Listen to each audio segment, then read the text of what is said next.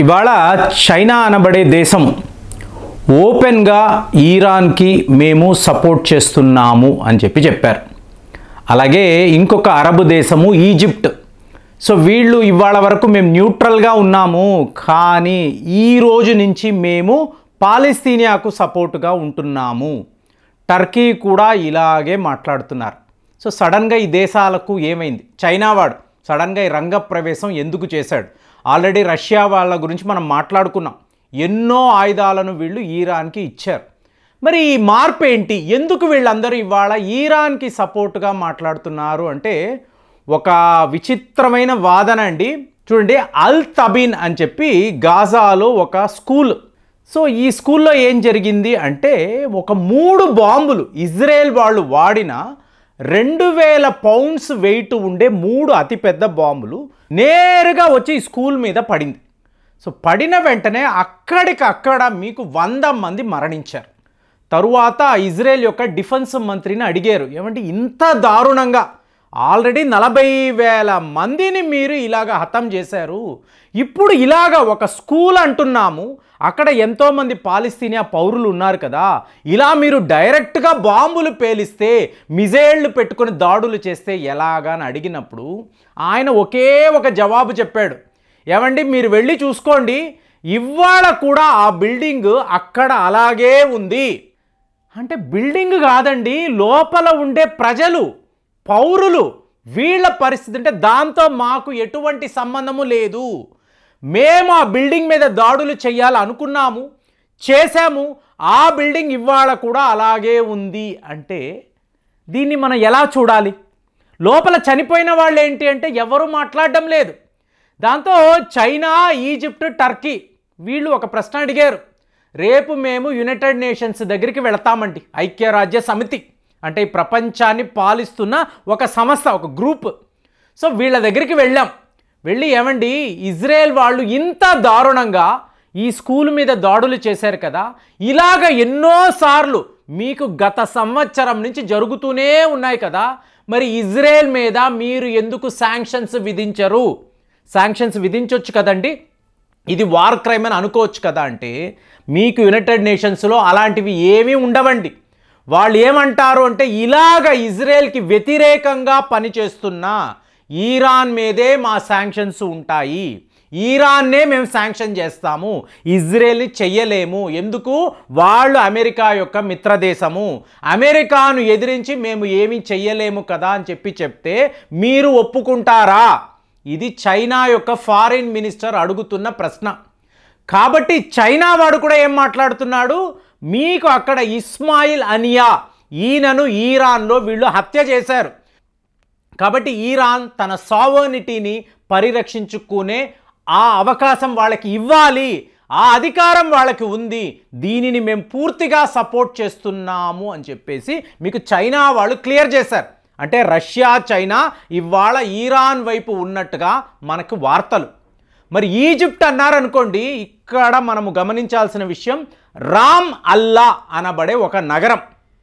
రామ్ ఏంటి, అల్లా ఏంటి, ఎవరైనా ఆశ్చర్యపోతారు, కానీ ఇది అతి పురాతనమైన ఒక నగరం. ఆల్రెడీ ఒక వీడియోలో మాట్లాడాను. మరి మన రాముడు అక్కడికి ఎలా వెళ్ళాడు అంటే చరిత్ర మనం తెలుసుకోవాలి.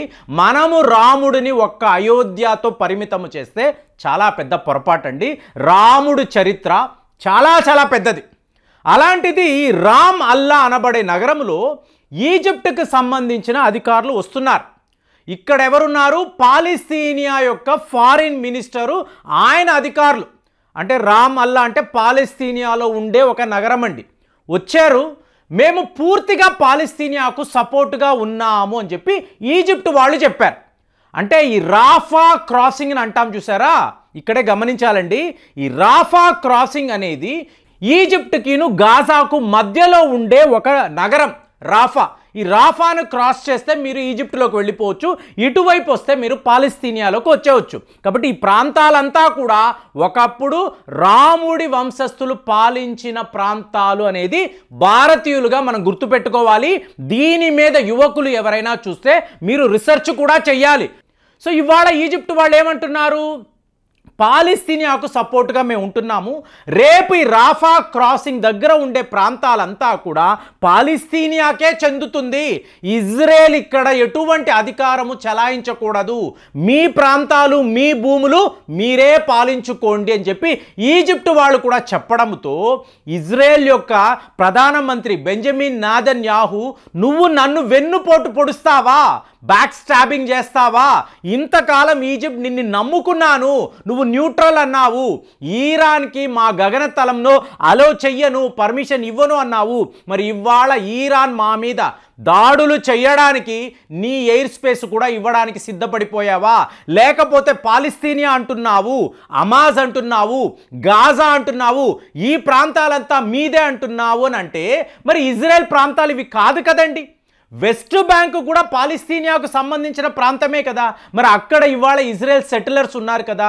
దీనిని ఏంటంటే మీకు యునైటెడ్ నేషన్స్, మీకు అక్కడ ఉండే పెద్ద పెద్ద దేశాలు వీళ్ళందరూ ఇజ్రాయెల్కి సపోర్ట్ చేయడంతో మీకు ఎవరు కూడా మమ్మల్ని ఎదిరించలేరు అని అనుకుంటున్నారు. కానీ ఇంకొక దేశంలోకి వెళ్ళి ఈ ప్రాంతాలు మావి అంటే ఎలా కుదురుతుంది?